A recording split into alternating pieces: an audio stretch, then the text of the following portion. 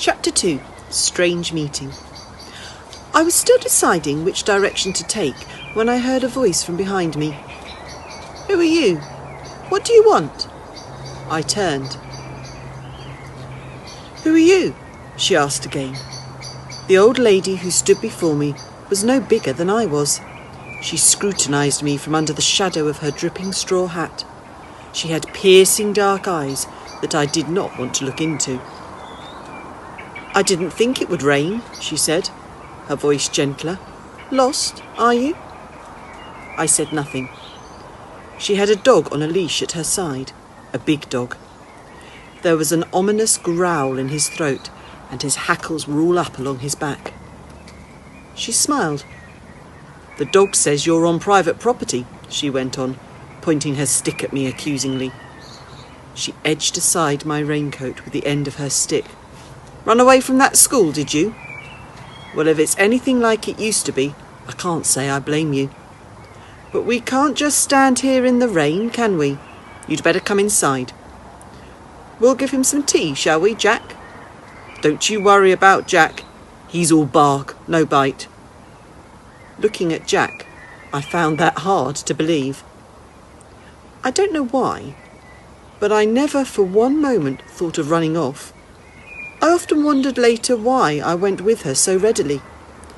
I think it was because she expected me to, willed me to somehow. I followed the old lady and her dog up to the house, which was huge as my school. It looked as if it had grown out of the ground. There was hardly a brick or a stone or a tile to be seen. The entire building was smothered in red creeper, and there were a dozen ivy-clad chimneys sprouting skywards from the roof. We sat down close to the stove in a vast vaulted kitchen. "The kitchen's always the warmest place," she said, opening the oven door. "We'll have you dry in no time. Scones?" she went on, bending down with some difficulty and reaching inside. "I always have scones on a Sunday. And tea to wash it down. All right for you?" She went on chatting away as she busied herself with the kettle and the teapot. The dog eyed me all the while from his basket, unblinking. "I was just thinking," she said. "You'll be the first young man I've had inside this house since Bertie." She was silent for a while. The smell of the scones wafted through the kitchen. I ate 3 before I even touched my tea. They were sweet and crumbly, and succulent with melting butter. She talked on merrily again, to me, to the dog, I wasn't sure which. I wasn't really listening. I was looking out of the window behind her. The sun was bursting through the clouds and lighting the hillside. A perfect rainbow arched through the sky. But miraculous though it wasn't the rainbow that fascinated me. Somehow the clouds were casting a strange shadow over the hillside, a shadow the shape of a lion, roaring like the one over the archway. "Sun's come out," said the old lady, offering me another scone. I took it eagerly. "Always does, you know. It may be difficult to remember sometimes, but there's always sun behind the clouds.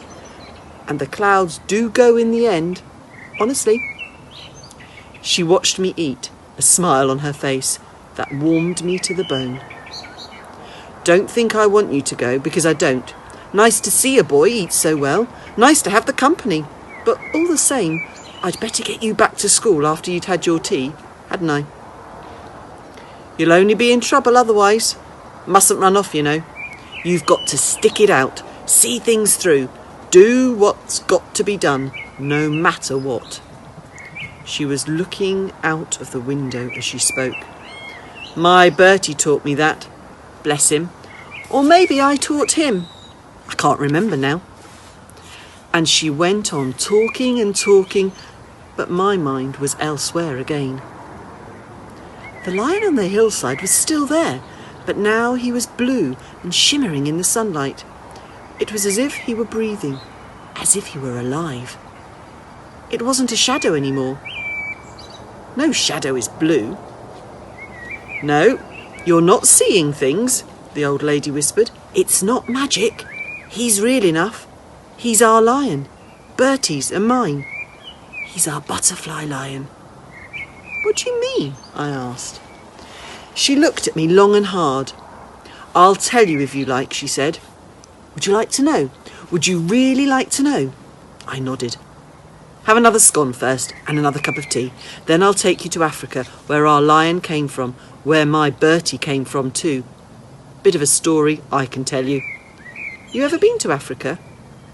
No, I replied. Well, you're going, she said. We're both going.